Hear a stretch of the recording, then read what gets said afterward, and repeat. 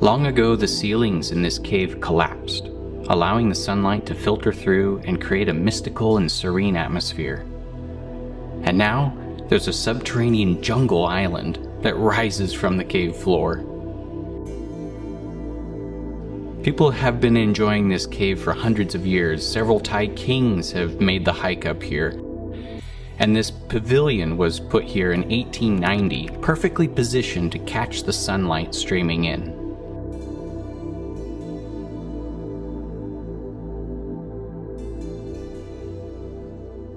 The cave is located just south of Hua Hin and is only a 3.5-hour drive from Bangkok.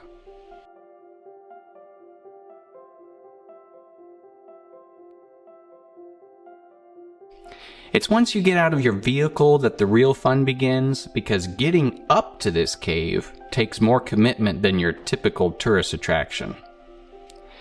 After paying the national park fee to get in, from the small fishing village where you park, the first leg of your trek is to the base of the mountain, which you can either do by boat around the cape, or with a 20-30 minute hike, which is fairly strenuous. I highly recommend taking the boat, unless you come when we did last time, which was on a very windy day and the boats weren't running. So typically the boats bring you here to the water, which saves that first bit of the trail. This is the beautiful beach that you walk along midway. If you aren't able to take the boats around, then you cross over the first section, then you have a nice level beach for probably 200 meters or so. At the end of that path, that's where you go up.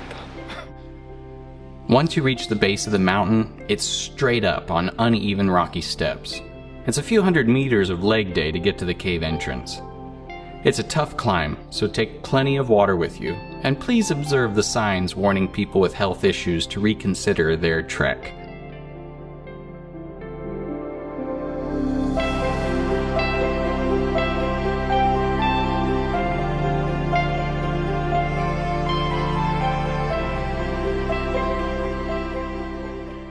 So you can walk really far back here, and when you first come in it's really inspiring, but you have really no sense, kind of like when you're up in the mountains, you have no sense for the true scale of it until you start walking behind the shrine and you go, whoa, this just keeps going and going and going.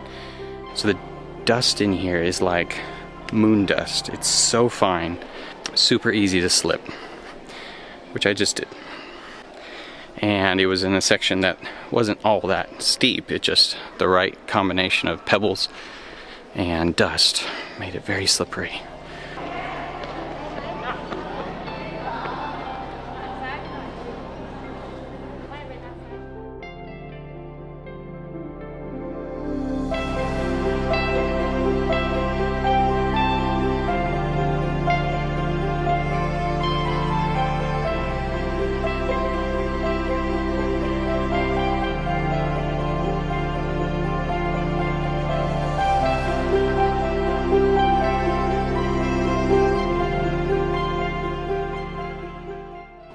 This is so cool.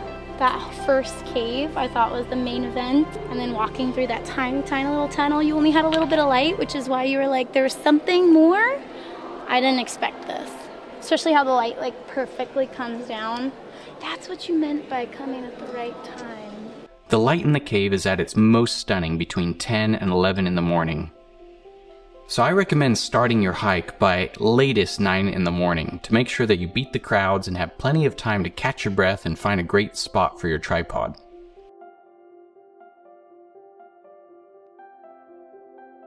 The sun moves during the day, and because of the hole in the top, the sunlight in the bottom is not always in the same spot. So the first couple times I got there, I didn't come at the optimal time to get the best photos.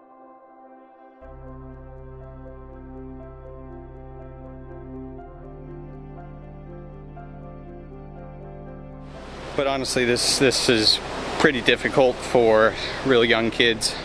It's pretty strenuous, even though it's not that long. It's just a lot of steep inclines and descents, a lot of slippery rocks.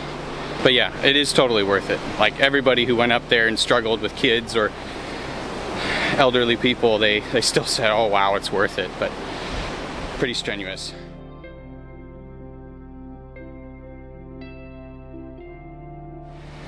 So I can't tell you how many elderly people I've passed that are more than the age of 60. I just have to say, this is a pretty brutal trail, straight up, and I hope that I'm still able to make it when I'm 60 plus.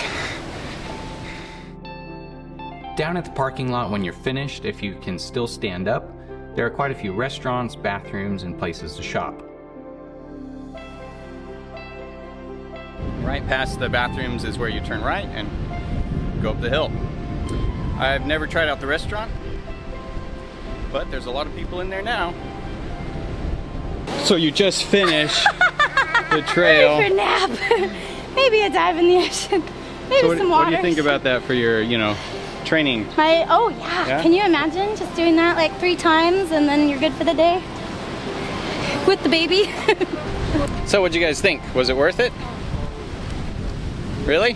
Well, it's beautiful. It's so unique, you know. What cool thing was I met a couple from Austria and a fellow from Finland. People from all over coming here. They said it's about half the tourists it was before COVID. Still quite low. Yeah, they said it's real low compared to before COVID. So yeah, it was a tremendous spot. Thank you. There you go, a review from a 60-year-old and a 26-year-old. Which one's a 26? I'm 26, you ain't here. Yeah. Oscar. Tell us in the comments who's the 26-year-old. But don't just make this cave your one stop if you're coming down here, because there's so many amazing things here in the national park. The beaches nearby are beautiful and almost completely deserted, and there's even a small town about an hour south of this cave that we just absolutely love. So there's many things to enjoy in this particular part of Thailand around this cave.